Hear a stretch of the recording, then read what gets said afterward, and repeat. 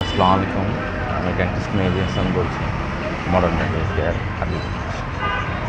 তো হচ্ছে যে আজকে আমরা একটা বিষয় নিয়ে কথা বলবো যে কীভাবে আমাদের দাঁতগুলো রক্ষা করা যায়। সাধারণত আমাকে এই বিষয়ে আমার রোগীরা অনেক বেশি প্রশ্ন করে থাকেন যে আমরা কীভাবে আমাদের দাঁতগুলোকে ভালো রাখতে পারি।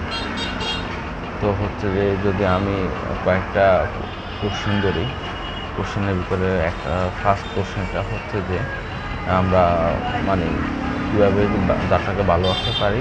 তো দাঁত ভালো রাখার জন্য ফার্স্ট অফ অল কথা হচ্ছে যে আপনার আগে দাঁতে হাইজিন মেনটেন করতে হবে, প্রপারলি দাঁত ব্রাশ করতে হবে ঠিকমতো। আপনি প্রতিদিন খাওয়া দাওয়ার পরে আধা ঘন্টা থেকে রাতে খাওয়া দাওয়ার আধা ঘন্টা থেকে 1 ঘন্টা পরে ব্রাশ করবেন।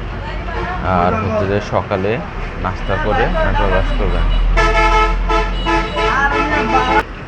তো আরেকবার হচ্ছে যে আমরা সকালে নাস্তা করে আরেকবার ব্রাশ করবেন। ব্রাশ করার হচ্ছে নিয়মটা হচ্ছে যে মুখের পুরো চারপাশে হচ্ছে যে ভালো মতো ব্রাশ করতে হবে। টাং, তারপর উপরে চোয়াল, তারপর চারপাশে ঘুরিয়ে ঘুরিয়ে আস্তে ধীরে 2 মিনিট ধরে মিনিমাম ব্রাশ করবেন। বেশিক্ষণ আবার ব্রাশ করলে দাঁতের এনামেল ক্ষয় হয়ে যেতে পারে। তো এইদিকে একটু মানে আপনাদের খেয়াল রাখতে হবে। আর সেকেন্ড হচ্ছে যেহেতু গরমের সিজন, সাধারণত আমরা জানি, এটা সবাই জানে না যে পানি কম খেলেও দাঁত ক্ষয় হয়ে যায়। কারণ যদি আপনি পানি কম খান, মুখে পানি কম আসবে। মুখে যদি পানি যদি পর্যাপ্ত না থাকে, যদি লালার নিঃসরণ যদি না হয়, তাহলে আমাদের এনামেল কিন্তু ক্ষয় হয়ে যেতে পারে। তো হচ্ছে যে এদিকে কিন্তু পানিও খুব ইম্পর্ট্যান্ট একটা গুরুত্বপূর্ণ ভূমিকা পালন করে।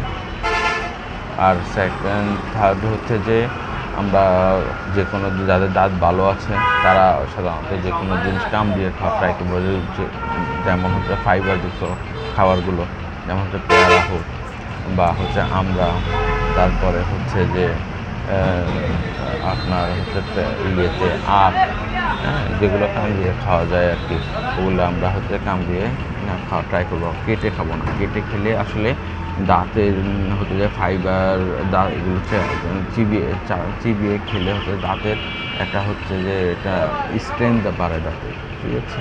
তো হচ্ছে যে আমরা ট্রাই করবো সবসময় ওগুলো চিবিয়ে খাওয়ার জন্য। চিবিয়ে খেলে যাতে স্ট্রেংথ বাড়ে, আপনার দাঁত ভালো থাকবে।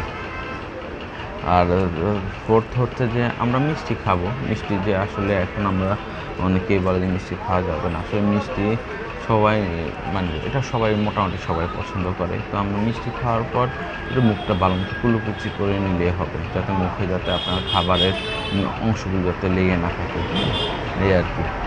আর হচ্ছে যে অয়েল ফুডটা একটু আমরা অ্যাভয়েড করার ট্রাই করবো। বাইরের প্রসেস ফুডগুলো খাওয়া যাবে না। Process food very harmful for the teeth.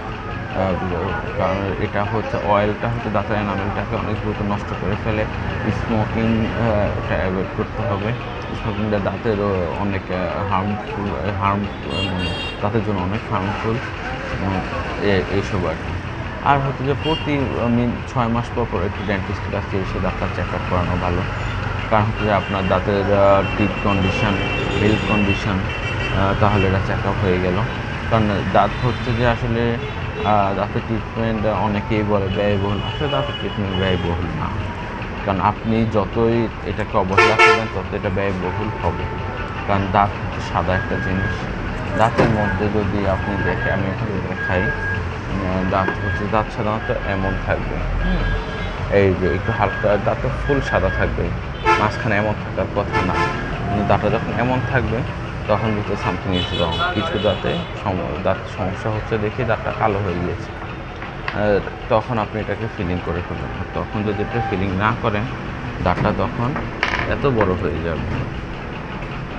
দেখছেন কত বড়, এত বড় হয়ে যাবে। এত বড় যখন হয়ে যাবে তখন দাঁতের পাল্প ইনফেকশন হয়ে যাবে।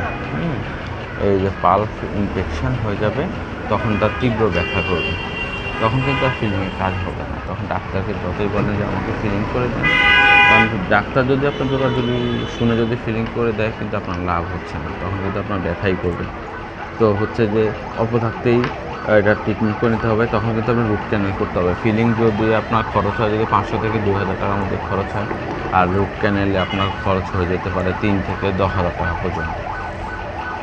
আর যদি আপনি না আসেন, তখন একসময় দাঁতটা ফেলে দেওয়া রাখতে পারেন। ফেলে দিলে যদি ইমপ্লান্ট করা লাগে তাহলে আপনার লোয়েস্ট কস্ট 35,000, আবার যতটুকু যেটা সামর্থ্য অনুযায়ী উনি ওনার ট্রিটমেন্ট করবেন। তো হচ্ছে যে আসলে আপনার অবহেলার কারণে আসলে ট্রিটমেন্ট খাওয়া যায়, যেই কাজ 5 টাকা দিয়ে সারতে পারতেন সেই কাজ লাস্ট পর্যন্ত 35,000 টাকা দিয়েও সারতে হতে পারে। তো হচ্ছে যে এটাই কথা, যে হচ্ছে যে আমাদের আসলে দাঁতটা অনেক অমূল্য সম্পদ। একটা দাঁত যদি আমরা হারিয়ে ফেলি এটা ফিডব্যাক হবে না, কারণ এটা তো আর দুধের দাঁত না যে নষ্ট হয়ে গেলে আবার আরেকটা উঠবে। তো হচ্ছে যে এটার প্রতি আমরা অনেক বেশি যত্নশীল হতে হবে, তাহলে আমরা ভালো থাকবো। কারণ দাঁত ভালো থাকলেই শরীর ভালো থাকবে, কারণ আপনি খাওয়া দাওয়া করবেন মুখ দিয়ে। ঠিক আছে, আসসালামু আলাইকুম। আজকে এতটুকুই, আরেকদিন আসবে।